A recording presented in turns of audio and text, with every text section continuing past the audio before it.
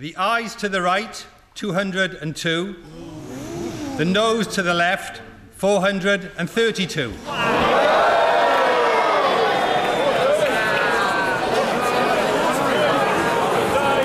The ayes to the right, 202. The noes, order! The ayes to the right, 202. The noes to the left, 432. So the noes have it, the noes have it. Најголемиот пораз во современата историја на британската влада и припада на премиерката Тереза Меј и незиниот план за Брекзит. Дури 432 пратеника гласаа против договорот за излез од Европската Унија, додека само 220 застанаа покрај Меј. Но тука не завршуваат проблемите за Меј. Веднаш по катастрофалниот резултат, лидерот на опозицијските лабористи Джеймс Корбин поднесе барање за гласање на доверба, кое би требало да се случи во текот на утрешниот ден. Корбин поразот на Меј го опиша како најголем за британската влада од 1920 година. Ја обвини Тереза Меј дека се обидува да ги убеди луѓето од парламентарната говорница, иако народот и парламентарните партии се изјасниле. Тој го повтори својот план да не го затвара диалогот со Европската Унија и да издействува трговска Унија со блокот и слобода на движење на луѓето.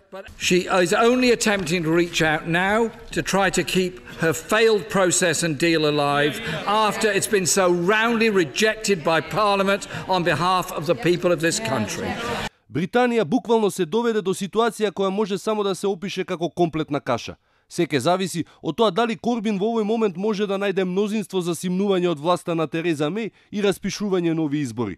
Вистинскиот проблем во Британија е што се нема мнозинство за ниту едно сценарио или алтернатива која би ги извадила од политичката и парламентарната блокада. Одлуката на Корбин, кој пак се обидува да го зграпчи политичкиот момент за да дојде на власт, ги разочарува проевропејците кои се надеваа на можноста за распишување на втор референдум.